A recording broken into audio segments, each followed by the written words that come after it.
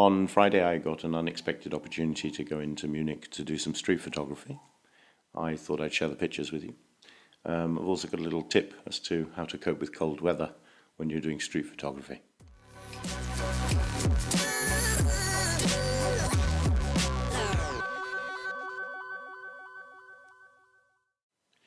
I did want to do a video with the action cam, so I was trying to find an adapter to fit it to the top of the camera so that I wouldn't have to keep playing with it.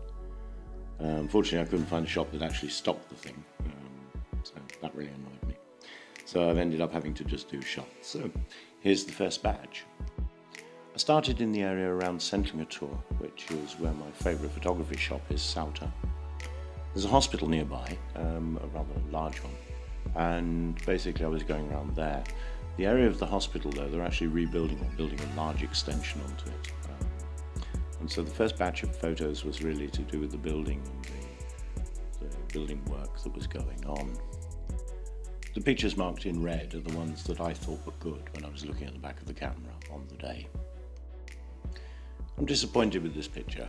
This is one that I really thought would be quite nice. It certainly looks better than I've managed to get it. It's part of the older part of the building, which is where they had obviously some sort of auditorium. It looks a lot nicer than I managed to capture. This picture I like very much. This is what I was trying to get.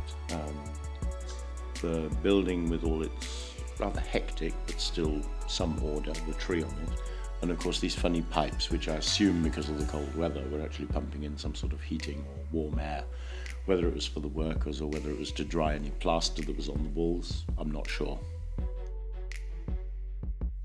It's interesting how when we look at a real scene we notice people very easily, but when we take a picture with a camera, often they can be lost because of lack of contrast or just simply because the picture is a bit too chaotic. And I think this fits one of those examples where the camera just shows you you're being human when you look, and the camera of course is making a rather flat picture. So in the second group I've got some funnies, one that I very much like and one that's actually quite interesting. I switched over to colour for this one, obviously because of the jackets. If you look at the previous contact sheets you'll see that the black and white ones, they're lost in the shadows when they're sitting there in the bottom left corner. It's an okay picture. Well, I mucked this picture up completely. I mean, it's funny, but I didn't notice the drain pipe, the dark drain pipe sort of sticking out the top of his hat at the time I took the picture, which is a bit unfortunate because I think it would have been better if I had noticed, but it's still very funny. This picture I very much like. I've never been to this area really and spent a lot of time doing photography, but it kind of fits in with my thinking of what's nice. The architecture in this area is very, very interesting. There's a very interesting mix of very modern and obviously some very old. But these passageways that tend to be very bland and concrete can also lend a very simplistic shape to something, which I find very attractive. Okay, this one I just added in for stupidity because they've got the clocks wrong.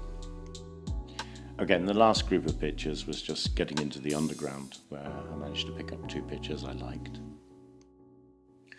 Looking a couple of pictures back at the first attempt at this picture, I prefer the exposure, but in the two preceding pictures there was a leg of another person that was in the top left-hand corner, and that distracted. What I like about this one is that the movement of the person pretty much represents people racing for the train. And this last shot was really weird. They'd taken off the panels off the roof, and I can only guess that they'd been measuring the moisture and water that had come in on the concrete, and obviously had marked it with chalk marks on the concrete to say how much water was in there. I just found that it looked like a map. Okay, for my tip, I just wanted to point a product out that I'd found that actually works quite well. When it's cold and doing photography, I still can't wear gloves because I just can't control the camera, and apart from that, you slip. Up until now, I've never really bothered with hand cream, and apart from that, hand cream tends to be very, very sticky. The one I found works really, really well. I found that I had a couple of days ago chapped hands with where it was so bad that I was actually cracking and bleeding. And this particular cream worked a treat, and with just one application it worked. But when I was out in the street the other day, it actually works rather like a sort of a glove in a sense. It holds some of the cold wind off the hand, and I found that I still had some level of dexterity to be able to control the camera.